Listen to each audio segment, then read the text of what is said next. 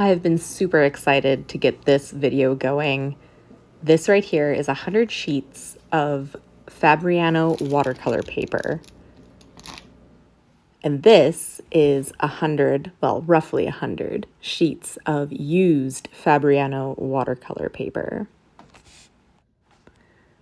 Much like getting a new sketchbook, I typically will test out my watercolor paper and do these kind of swatches. Even with doing lots of swatches and tests, it can take a long time to really get to know the paper you're using. And just for the record, none of these are in order of when I painted them or drew them. Oh, this is kind of fancy. I want to do more of these. I was testing out one of my paint brushes. This is an aged brush. And this was a new brush, one of my, what is it called? This is from a sword brush. This is using the curved edge. But anyways, these aren't in order in any way. Again, more testing. This was when I got a whole bunch of art supplies through Art Snacks. I made a whole video on it. This was a Vibrant Van Gogh palette. And this was the Derwent, I think it's called the Metallic set. I can't quite remember. I haven't used them since I got them and swatched them. And here we have some fan art. I painted this alongside a hot press paper of the exact same image to kind of test out the hot press compared to this Fabriano paper. It's in another video I'll link. And of course, this one I treated more like a sketchbook. I was just doodling and just playing around. This next one here is unfinished, but it's supposed to be. It was a test illustration for a children's illustrated story I worked on with someone out in Ontario named Lacey. You'll see more of this later in the video. And now we're reaching some of my Pareidolia blotches and scribbles. I really enjoy using Pareidolia. If you've seen any of my other content, I really emphasize using blobs and shapes to help generate ideas. It's a fun and relaxing way to create stuff, and it's just everything I really enjoy. I typically will justify using good paper on stuff like Pareidolia because I get to see how different paint interacts, what it does on the paper, how different colors interact, and really get an overall feel for what the paper and the paint do together. It's definitely a great way to let loose, and I also really like the fact that I can try color combinations that I typically wouldn't use, and you really do learn a lot about your paper and your paint. In some of these, I was even exploring how to make different textures. I would use Saran wrap and place it on the wet paint and let it dry some, testing different granulating colors and testing with white and with salt. I will even test with different paintbrushes that I usually don't use and different brush strokes. It's just a really open and fun way to get to know what you're doing. And also, you can take these blobs and turn them into monsters like I do, or landscapes, or whatever you see. This one here is one of my favorites. I typically won't draw directly on the Pareidolia blobs I make. I'll usually make like a separate sheet to do that. I was even testing different mediums like crayon, like in that example. So these are little blobs I did for a preschool class. I was invited to come and share my illustrations for that story I was talking about earlier, and to show these little preschoolers what I do for art, and I was showing them a bit about Pareidolia, and we had fun figuring out all these little blobs and what they looked like. I also showed them things like how crayons interact with water mediums. Oh, and this one. This is probably one of my favorite paintings. I've done. Now we're actually getting into the paintings I've done instead of all these blobs. This one is already sold, but I haven't given it to its owner yet. I still need to prep it and make prints, and that's been a long time coming. I'm very sad to see it go. And this right here is the very first painting I did on this Fabriano paper. Since doing it, I have definitely learned a lot about this paper.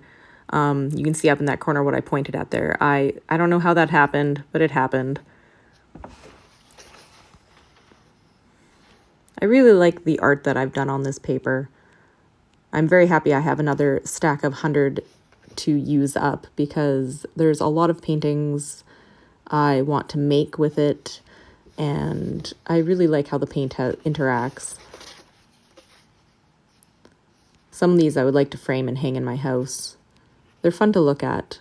And like looking back at all these paintings, you know how as an artist, you can sometimes like in the moment be like, oh, this is garbage. But like going back and going through all of these paintings, like you really do realize like, oh, it wasn't so bad after all. I kind of like these. These three, they are my longest painting I've ever done.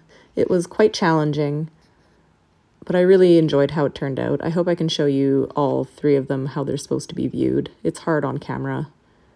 You have to be standing very far away from it to see it all in its glory. I actually made a lot of mistakes making this painting. There's a lot of corrections I'll have to do if I ever digitize this. You can see a lot of, shoddy work in there. I really like how this last page turned out, though. It really makes me happy.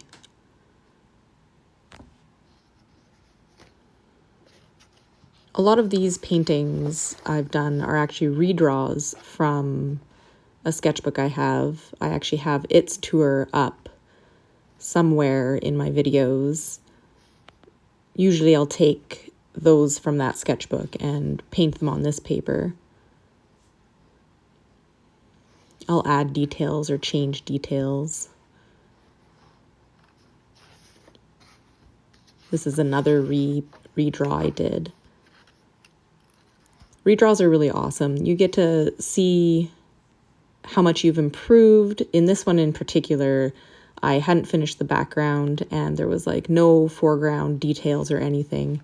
The posture of the character acts in there, it was really stiff and not that great.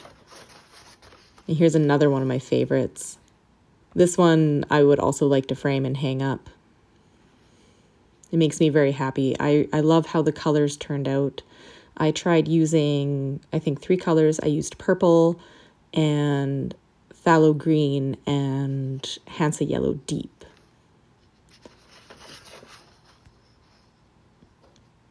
I don't really have much to say about this one. I kind of want to go back in and rework it maybe make some darker darks.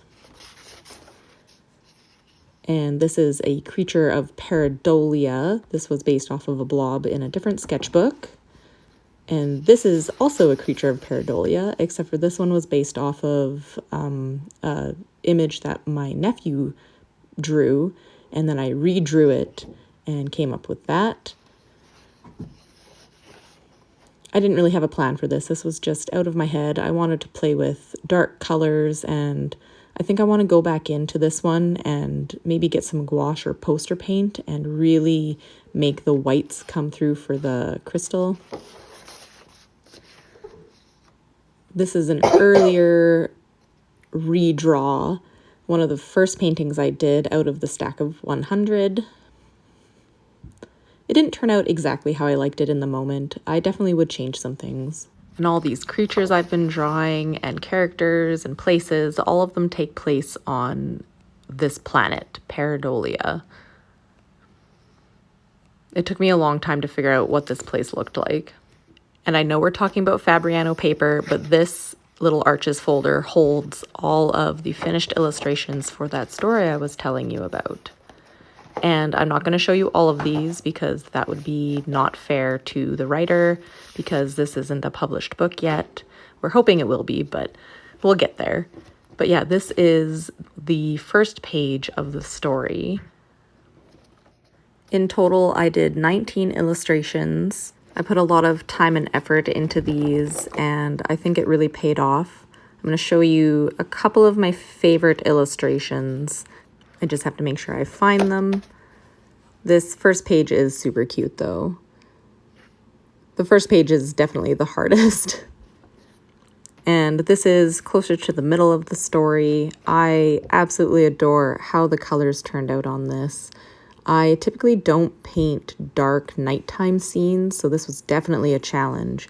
But I love how the bear is lit up and how everything is so dark and moody and mysterious. It's just all around, I love how this illustration turned out. I have a couple more in here. Where is it? Here we go. So these two, this was the original one I drew, and then my writer asked if I could change it because she wanted to use this one maybe for the cover, and so we did this one. I also moved the bear over. She wanted the storybook to have the picture without him jumping over the fence, and the cover and the back cover would have him jumping over the fence. It didn't take too long. I already had all the information I needed, so I just had to copy it and repaint it. And so that's that stack. They get put separate, so they are kept safe. This blue period painting is the one I talked about earlier from the hot press, and these are actually not Fabriano paper. All of these are Arches paper that was also tucked away in that Arches folder, keeping them safe.